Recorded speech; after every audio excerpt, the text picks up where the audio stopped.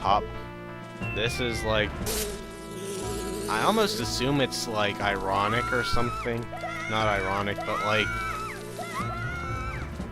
I don't know, it doesn't fit in with like the mature, serious-ish theme of the rest of the game. With like realistic characters that a band of female pirates would be that scared of bees. So I don't know what that's about, but it's a decent segue into getting their mysterious pirate treasure, which is like 8 billion times more useful than a treasure of the actual temple here.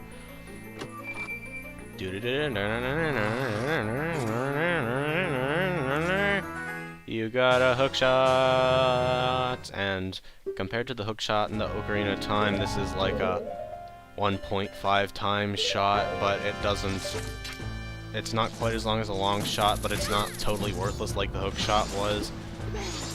Anyway, there's one thing I don't like about this area, and it's like way too many things have to be equipped at once, even if you're not a dumb baby who uses the stoner's mask. Whoops. Oh wait, I thought I got a fish. You go to Zora egg in a bottle, it doesn't look very good, you better have someone examine it quick. But yeah, if you're a dumb baby like me and afraid of everything, you're going to be switching out stuff a lot, and if you're not, you still have to be switching around too much since you need to switch to Young Link to use the hookshot. And you need to switch to bottles to bottle. I suppose if you wanted to waste time doing stealth, all you'd have to do was a bottle, hookshot, and Zora mask, but you'd still have to switch out the bottles a lot, which admittedly isn't the worst inconvenience. I don't know, I was just, like, impatient while doing this part in my practice run, I guess, probably because I didn't get to hear the wonderful hookshot noises, and I have no idea why, but I like the noise the hookshot makes. Anyway, this area is not anywhere, or, well, it's not really not anywhere as bad as the Gerudo Fortress in Ocarina of Time. It took me a long time to figure out this area was here, and oh look, it's a classic, easy avoiding things segment, and I find it sort of funny how she still looks at you, she just doesn't know that you're not supposed to be here or something. It's like psychological magic or something that Stone Mask has. What's really interesting is these little cutscenes, it becomes less interesting since they all are basically the same, but we aren't fooled by that mask. They acknowledge that you're wearing the mask, and then the high-ups and the pirate rankings aren't fooled by it. Anyway, these are sort of hard mini-boss, not even mini-bosses, but advanced enemies or something, but with the Gilded Sword you don't have to be good, you can just sort of dick around and hope you get in a few cheap shots like that. It would be harder with a Kokiri sword, but probably not enough to make these like legitimately hard, but still not as easy as I got off here. Anyway, most of these cages are kind of boring, just having the clam pearls in them, but... or should I say clam perils? Okay, what? Man, that... my guide warned me, like, don't accidentally hit a fish, because that, I mean, reasonably that seems like something that could happen since you're in a cage with fish and then a Zora egg, but I never had any trouble getting them, and I mean, like that, I was way off, so those have huge hitboxes. Not a big deal, but I have no idea why it would be a big deal. I wasn't saying it like that, but something I can mindlessly commentate about. Anyway, this is slightly faster than walking if you don't miss like that, and if you don't totally not remember the behaviors of objects in the game. I don't really get what's, like, I guess that could be soft rock, but I don't know, the concept of the hookshot is a little off, but that much I'm willing to chalk up to just game mechanics. Upsets me when people say, yeah, it's a video game, because, I mean, obviously, with how the game mechanics work, there are various levels of... what does... okay, title doesn't say anything about them. Obviously, there are a few liberties going to be taken with reality in a video game, but that doesn't mean you can just discard everything, and it annoys me when people act like that should be the way it is. If there are inconsistencies in what is normally accepted as how the video game logically works, they are worth pointed out, I'd say. And why is that only doing 1/4 of the damage?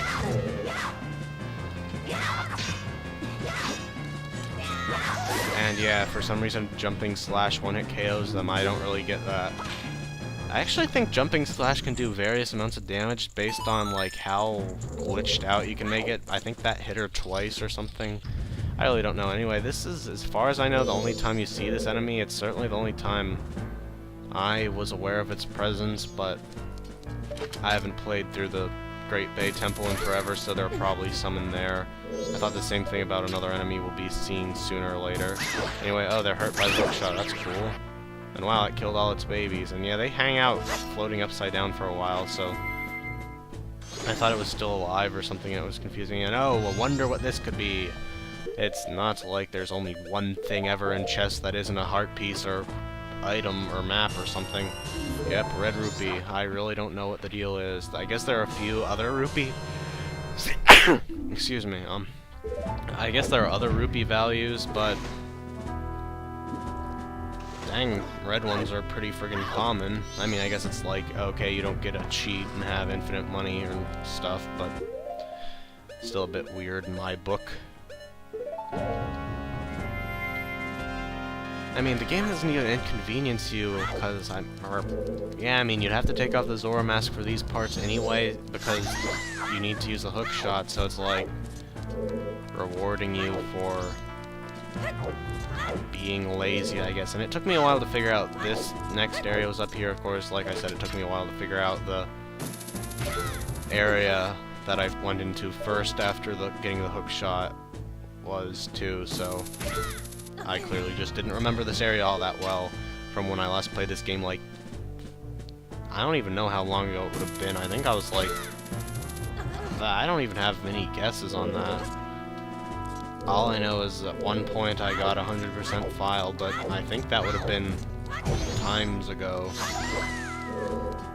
Anyway, this is the only area you don't enter through a thingy. And anyway, I like this. It's sort of funny.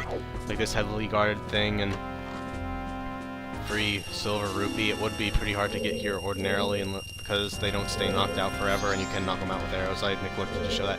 And I was like looking at this and said, oh, there's a secret passageway over there, and then I went over there and couldn't figure out what to do, and it was confusing me, and then I remembered I was using the stone mask to cheat.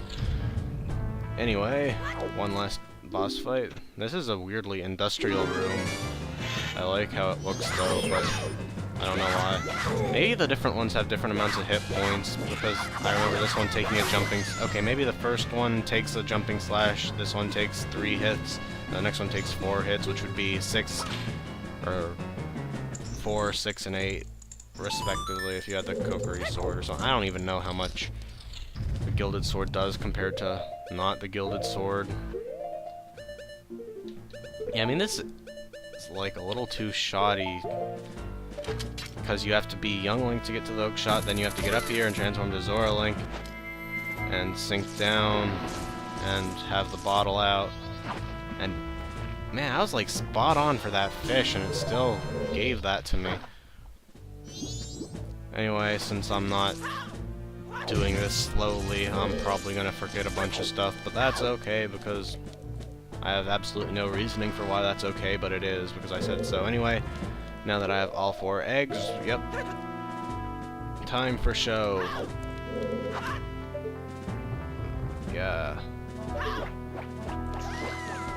Wow, these are nowhere near as bad as the guards in the Ocarina of Time Temple. I can see why if you're like a gamey typed person, you might not like this as much, since it has less Zelda type gameplay, but I think it's really artistically a much better game.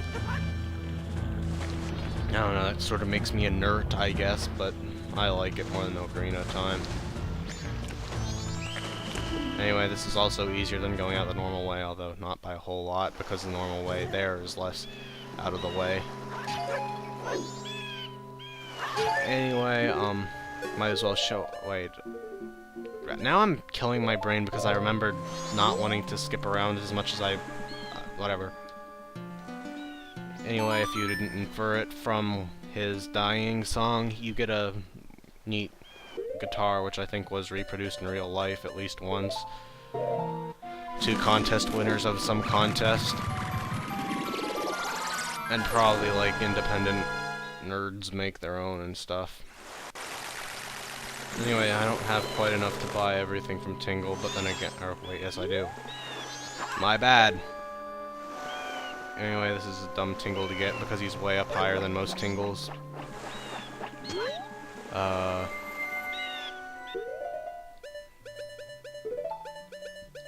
Let's see.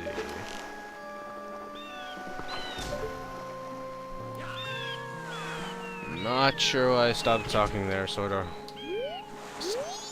I don't know, this is boring and you have to talk to Tingle like that every time you talk to him at the cycle, as you may have inferred by now, but that's fine, it adds to the whole weird feeling of this game, I guess.